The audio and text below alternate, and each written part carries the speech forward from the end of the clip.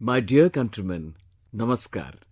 Early this morning, I had an opportunity to spend some time with some young people from Delhi, and I believe in the days to come, the spirit and fervour of sports will envelop every young person in the country.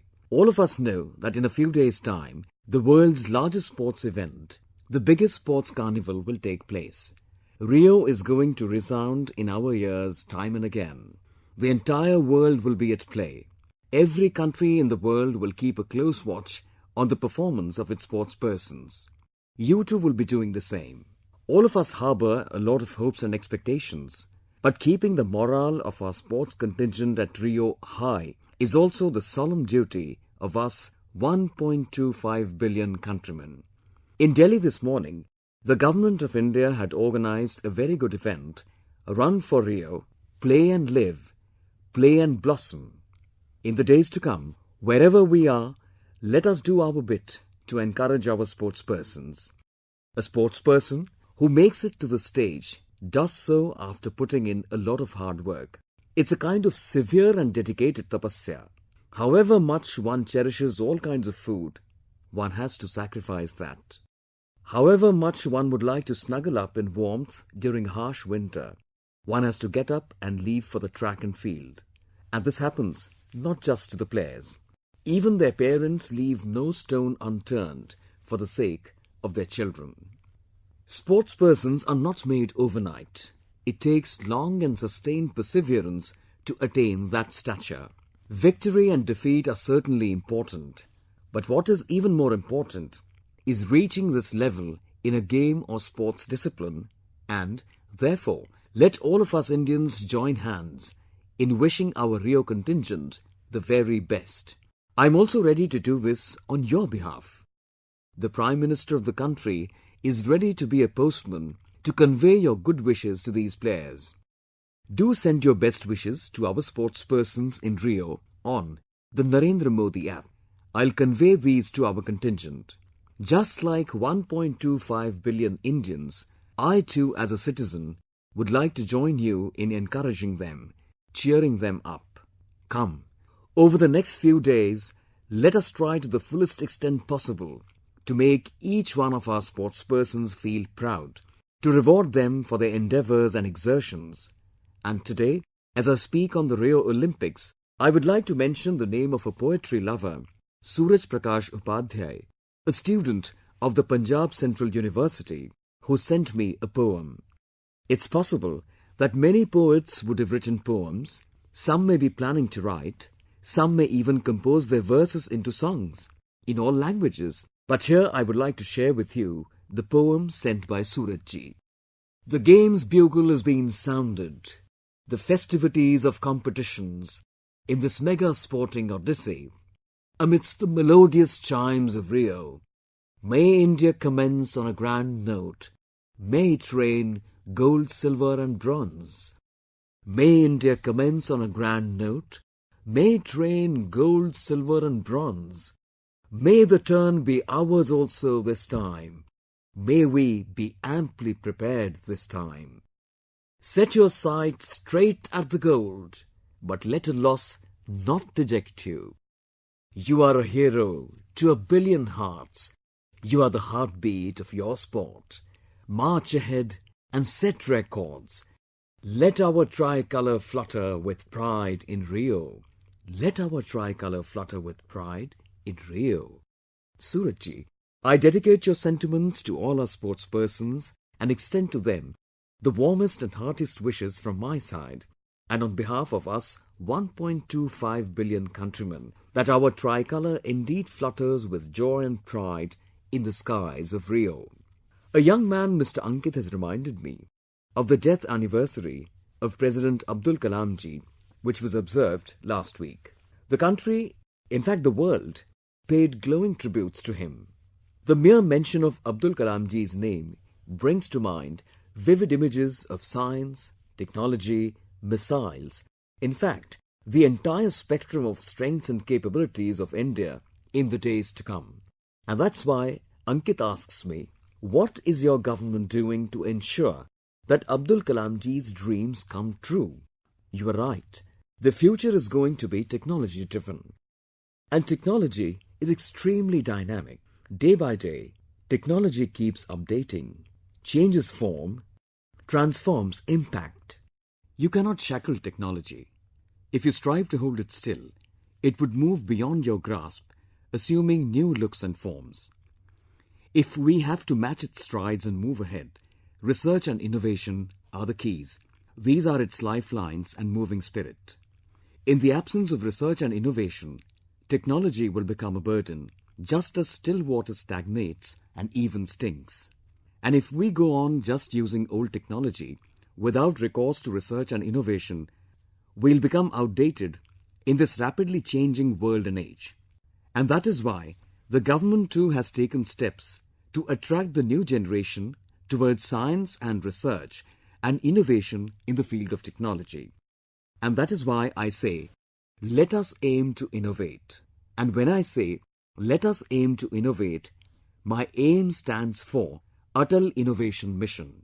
This mission is being promoted by the Niti Aayog. The purpose is to create an ecosystem in the entire country through the Atal Innovation Mission, to forge a vibrant chain of innovation, experiment and entrepreneurship, which would also enhance the possibilities of new employment generation. If we have to develop the next generation innovators, we shall have to link our children with it.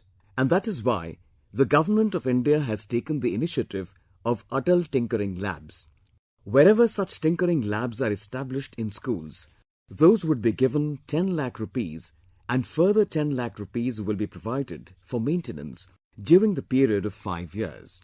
Similarly, innovations are directly connected to incubation centers. If we have strong and well-equipped incubation centers, a system comes into place for innovations, for startups, for experimentation, and to bring these efforts to a certain level. Creation of new incubation centers is essential, just as it is necessary to strengthen the older incubation centers. And when I talk of Atal Incubation Centers, the government has considered allocating the huge sum of 10 crore rupees for this also. India is grappling with diverse challenges. We see problems in daily life. We shall now have to look for technological solutions for these.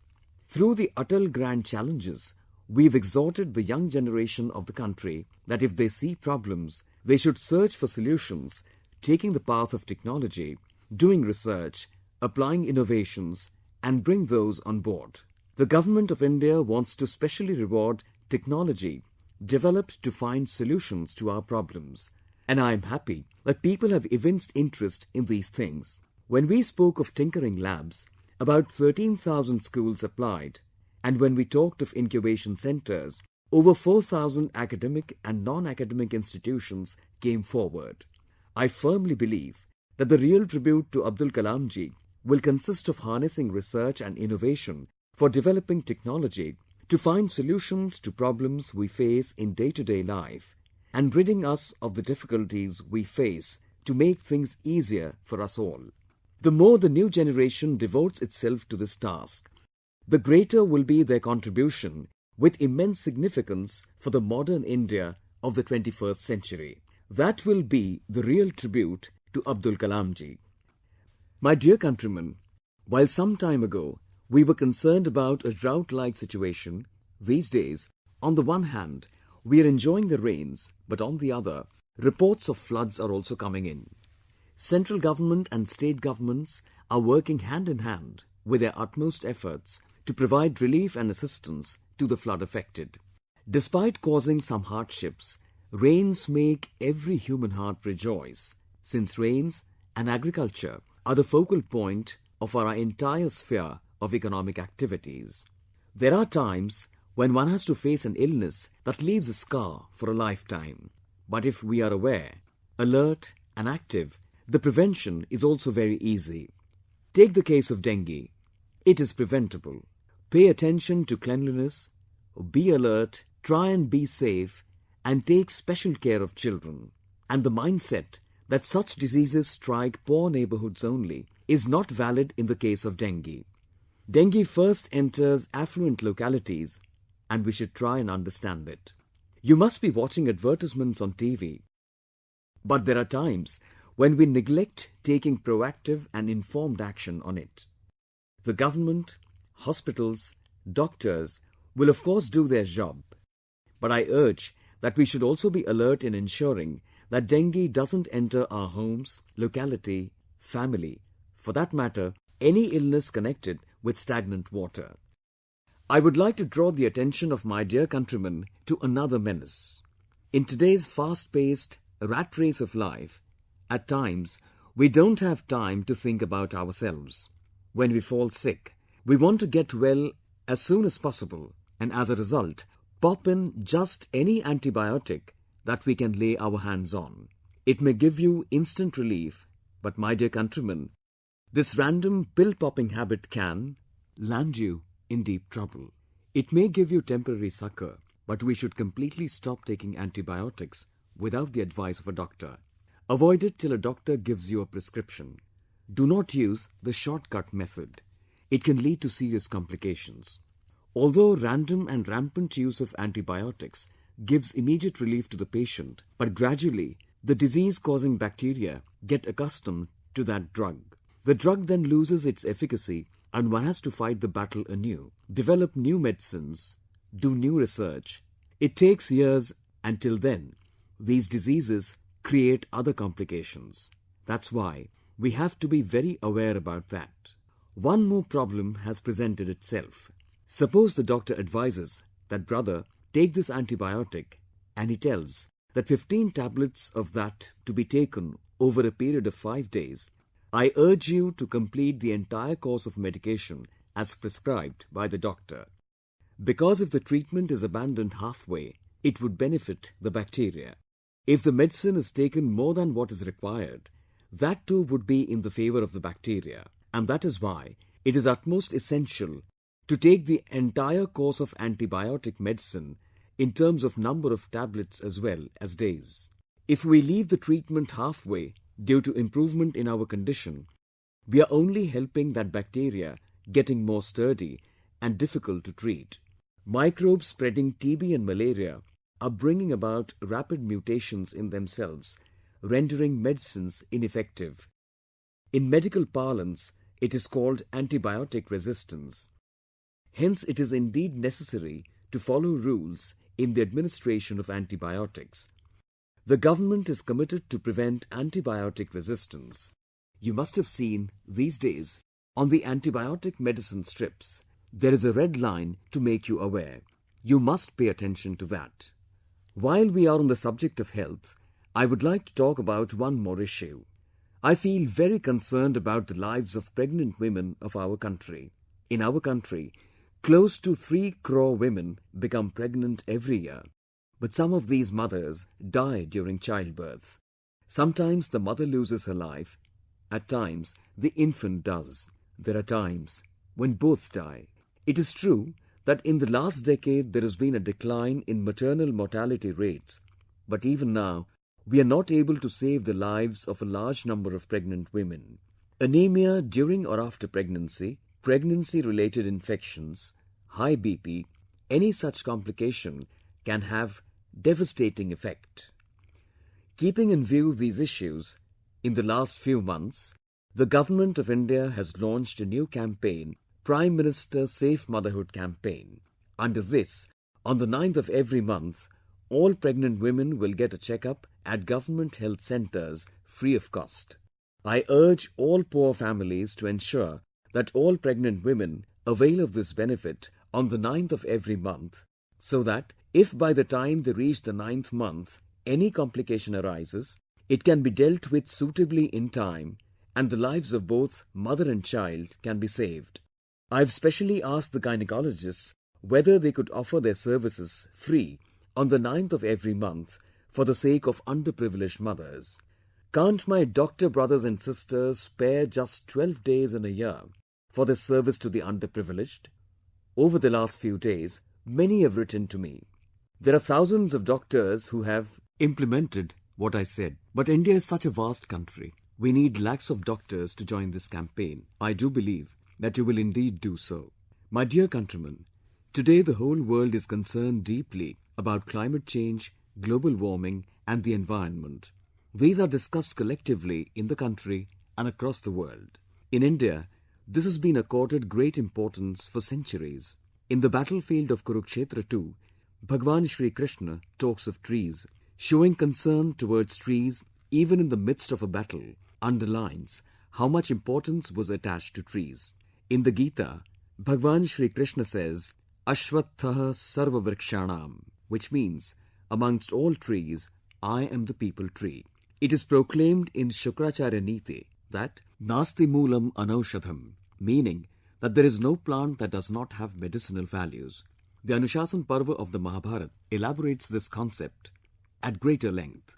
It is stated in the Anushasan Parva that whosoever plants a tree begets an offspring in the form of that tree. There can be no doubt about this fact. He who donates a tree, that tree in return becomes a ladder to salvation, just like children. Therefore, it is appropriate that parents desiring their well-being should plant a tree and rear them like their own children. Our scriptures like Gita, Shukracharya Niti and Anushasan Parva of the Mahabharata contain such lofty ideals. However, there are certain individuals in the present generation also who live up to these ideals. A few days ago, I came across a mention of Sonal, a young daughter from Pune. It touched my heart. It is mentioned in Anushasan Parva in Mahabharata that a tree is like an offspring and becomes means of salvation in afterlife. Sonal has not only taken it upon herself to fulfill her parents' wishes, but society's expectations also. Shri Khandu Maruti Mhatre, a farmer of Narayanpur village of Zunnar Taluka of Pune, got his granddaughter Sonal married in a very inspiring manner. What did Matreji do in Sonal's marriage? He gifted all his relatives, guests and friends with a sapling of Kesar variety of mango. I saw a picture of this marriage in social media. I was surprised to see that in the marriage festivities, instead of members of the wedding party, saplings were more visible. That picture really touches one's heart. I think that Sonal, who herself is an agriculture graduate, came upon this idea. And to present mango saplings in the marriage, just think, reflects the love for nature in a brilliant manner. In a way, Sonal's marriage is an everlasting story of love for nature. I congratulate Sonal and Shriman Mhatreji for this innovative effort. And such experiments are done by many people. I remember, when I was the Chief Minister of Gujarat, the temple of Ambaji there is visited in the month of Bhadrapad by lakhs of devotees travelling on foot. A certain NGO decided to distribute saplings as prasad to the devotees, and the devotees were told that Mata Ambaji will keep on showering her grace if they took care of the saplings till their maturity into trees in their homes and villages. And lakhs of such saplings were distributed to the devotees travelling on foot to Ambaji temple that year. Other temples too can start the practice of distributing saplings instead of prasad during this rainy season. It can easily grow into a people's movement for planting trees. I repeatedly tell my farmer brethren that instead of wasting our land in building fences around our fields, why don't we start planting timber trees there? Today, India has to spend billions and trillions of rupees to import timber wood from abroad for construction of houses and furniture. If we plant on the boundaries of our fields timber trees that can be utilized for construction of homes and furniture, and which can also be cut and sold after 15 to 20 years with the permission of the government. This way, not only can these become a new source of your income, but can also save India from importing timber. Some days ago, a few states taking advantage of this weather have started many campaigns in this direction, and the government of India has also passed the Camper law, under which about 40,000 crore rupees will go to the states for planting trees. I've been told that the Maharashtra government planted about 2 crore saplings in the entire state on 1st July, and next year they've taken a pledge to plant about 3 crore trees. The Maharashtra government has transformed this activity into a people's movement. Rajasthan, a desert area, has celebrated Van Mahotsav in a very big way and pledged to plant 25 lakh trees. To plant 25 lakhs of saplings in Rajasthan is not a small matter. Those who know the soil conditions of Rajasthan would know how mammoth this task is going to be. Andhra Pradesh too has decided to increase its green cover by 50% by the year 2029. Under the central government's ongoing Green India mission, railways too have joined in this endeavour. Gujarat too has an illustrious tradition of observing Van Mahotsav. This year Gujarat has undertaken many projects like Amravan, Ekta Van and Shaheed Van as a part of Van Mahotsav and launched a campaign to plant crores of trees. I'm not able to mention every state, but all deserve to be appreciated. My dear countrymen, I had the opportunity to visit South Africa for the first time some time back. During a foreign visit, diplomacy is practiced, there are trade deliberations, discussions about security, and as is customary, many MOUs are concluded. But for me, the visit to South Africa was more like a pilgrimage. When we think of South Africa, it is very natural to remember Mahatma Gandhi and Nelson Mandela. Whenever we hear the words non-violence, love and forgiveness, the inspiring faces of Gandhi and Mandela appear before us. During my South Africa tour, I visited Phoenix Settlement, where Mahatma Gandhi's home is known as Sarvodaya. I also had the good fortune of travelling from Pietermaritzburg station in the train in which Mahatma Gandhi had travelled and which was the site of the incidents that sowed the seed of the transformation of a Mohandas into Mahatma Gandhi. But what I want to tell you is the fact that this time I had an opportunity to meet those great men who had devoted their young lives for society, fighting shoulder to shoulder with Nelson Mandela for the ideals of equality and equal opportunity, who had spent 20 to 22 years of their lives in prison with Nelson Mandela, effectively sacrificing the entire period of their youth for the society. I had the privilege of meeting these great personalities, these close associates of Nelson Mandela, such as Shriman Ahmed Kathrada, Shriman Lalu Chiba, Shriman George Bezos and Ronnie Kasrils.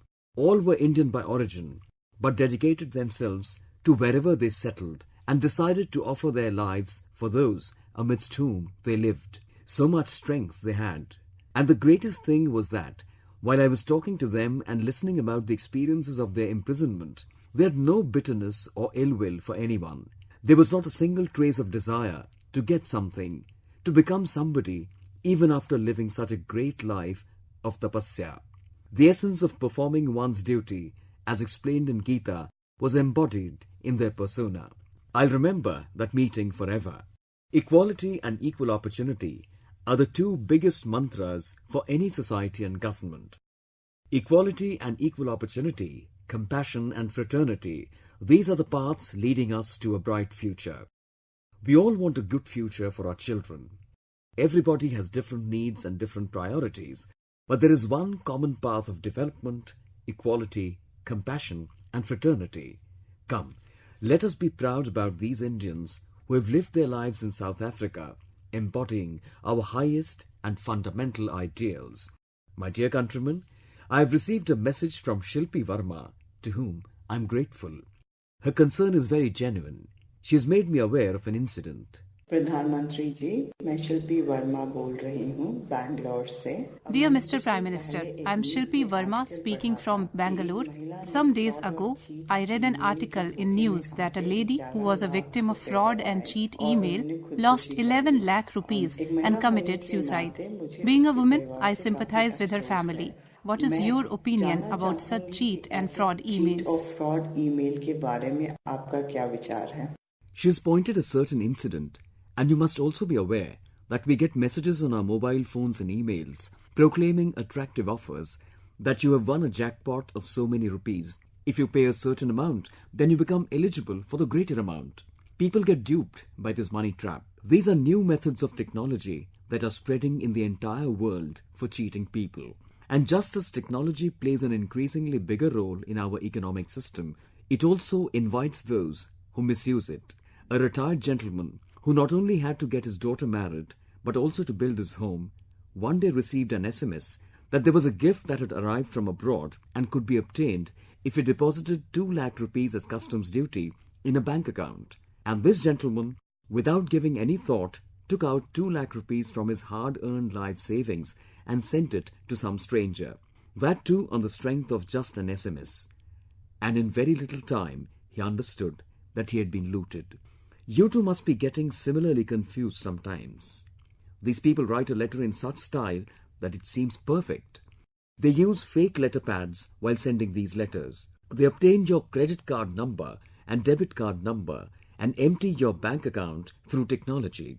And this new means of fraud is digital fraud.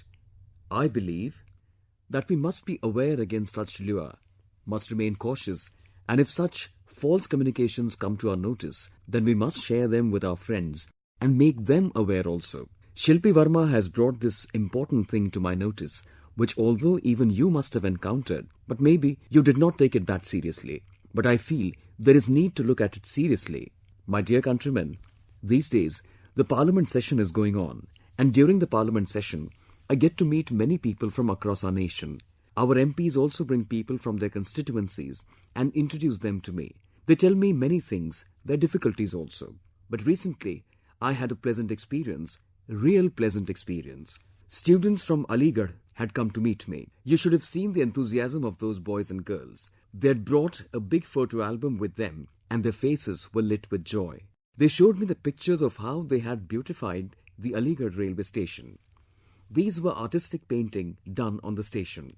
What is more, they had searched for and collected the plastic bottles and oil cans lying in the garbage in the villages, and by filling those with soil and planting saplings, they have transformed those pots into a vertical garden. And by creating this vertical garden on the site of the railway station, they have given it a new look. If you go to Aligarh, do visit the railway station. I am receiving news from many railway stations in the country where the local populace has taken to depicting on the walls of the railway stations their area's identity through means of their arts. They have brought about a refreshing feeling. This is a prime example of the great transformation which can be brought about through people's participation. I felicitate all such citizens involved in these kinds of activities and especially congratulate friends from Aligarh. My dear countrymen, with the onset of rainy season, there is also an onset of the festival season in our country. There would be fairs everywhere, festivities would be observed in temples and places of worship. You too will become a participant at home and outside during the festive celebrations. The festival of Raksha Bandhan is a festival of special significance. Just like last year, can't you gift on the occasion of Raksha Bandhan Pradhan Mantri Suraksha Bima Yojana or Jeevan Jyoti Bima Yojana to mothers and sisters of our country? Think about it. We should gift such a present to our sisters which really provides her security in future. Not only that, we may be having in our homes a lady making food for us or a lady who cleans our house, a daughter of an impoverished mother. To them also, you can gift Pradhan Mantri Suraksha Bima Yojana or Jeevan Jyoti Bima Yojana on this festival of Raksha Bandhan. And this is what social security in reality is all about. This is the true meaning of Raksha Bandhan. My dear countrymen, there are many among us who were born after independence. And I am the first Prime Minister of this nation who was born in free India. Quit India movement started on 8th August and this year would be the 75th year of Quit Hind, Quit Bharat, and on 15th August it would be the 70th year of our independence. We are enjoying our independence and are proud to be free citizens, but this is an occasion to remember those who sacrificed their all for winning our independence. The 75th year of Quit India and 70th year of independence can be source of new inspiration, source of new enthusiasm, and an occasion to take a pledge to do something for our nation. The whole nation should be imbued with the spirit of those great patriots, and we should once again experience anew the fragrance of freedom. Let us all create such an atmosphere. Independence Day should not be a government event. It should be the celebration of the entire people. Just like Diwali, it should be our own festival.